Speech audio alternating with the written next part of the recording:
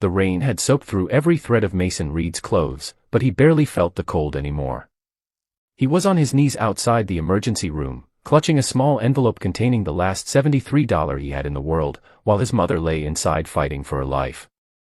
The doctor had just told him that she needed an emergency operation, and without the money, there was nothing more the hospital could do. Mason looked through the glass doors at the woman who had sacrificed everything for him, and for the first time in his life, the men who had always promised to protect his mother felt completely helpless.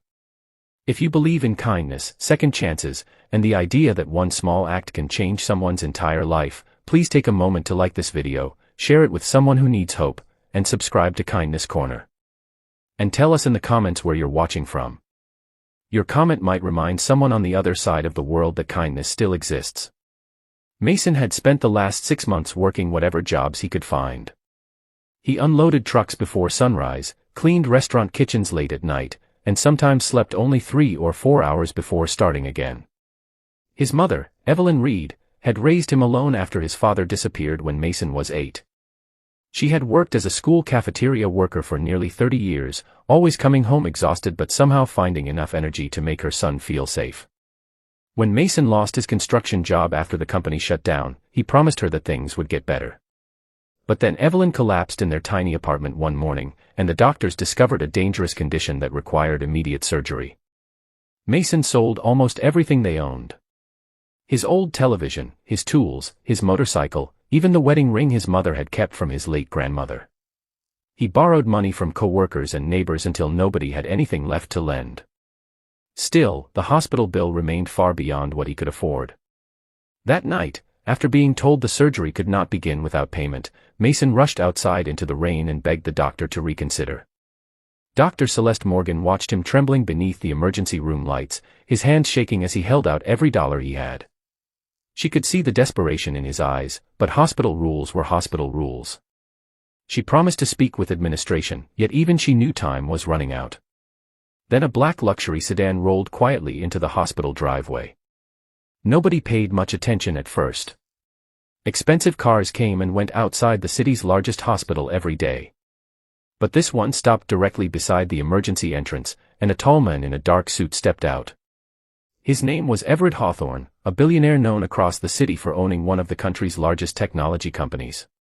He had come to the hospital for a private medical appointment, but as he walked toward the entrance, he noticed Mason kneeling near the curb, soaked, exhausted, and holding a stack of crumpled bills. Everett stopped.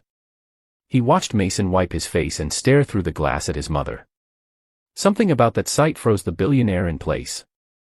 Years earlier, Everett had been poor too. He remembered sleeping in his father's broken delivery van after losing their home. He remembered his own mother working double shifts while pretending she wasn't tired.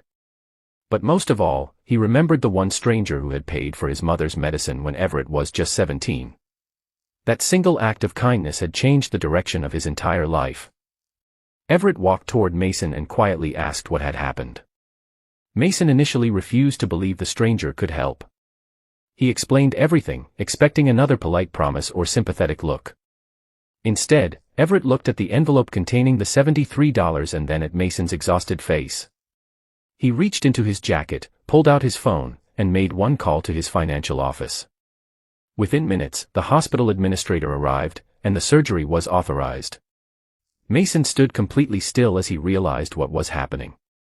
He tried to thank Everett, but the words disappeared behind his tears. Everett simply told him that his mother should never have to pay for a chance to live when someone had the ability to help. The billionaire didn't stop at the surgery. He arranged for Evelyn's medical expenses to be covered during her recovery and quietly created a job opportunity for Mason at one of his companies, giving him a stable income and health insurance. Hours later, Dr. Celeste finally walked out of the operating room. Evelyn had survived. Mason collapsed into a chair, covering his face as the weight of the entire night finally broke through him. When he looked up, Everett was still there.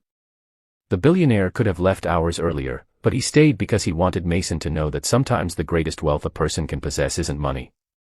It's the ability to remember what it felt like to need someone. Months later, Evelyn recovered enough to walk again.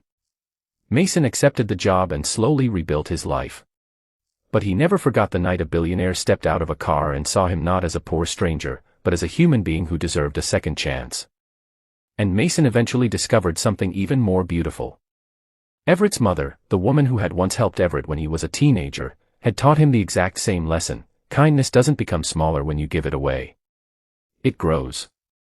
If this story touched your heart, please like the video, share it with someone who believes people can change lives through kindness, and subscribe to Kindness Corner for more stories that remind us never to lose hope. Before we end, I want you to leave one special comment: kindness always comes back. Let those words be a reminder that somewhere, someone may be struggling silently and waiting for one person to care. Because sometimes, a person doesn't need a miracle. Sometimes, they just need someone to stop, look at them, and say through their actions, "You are not alone."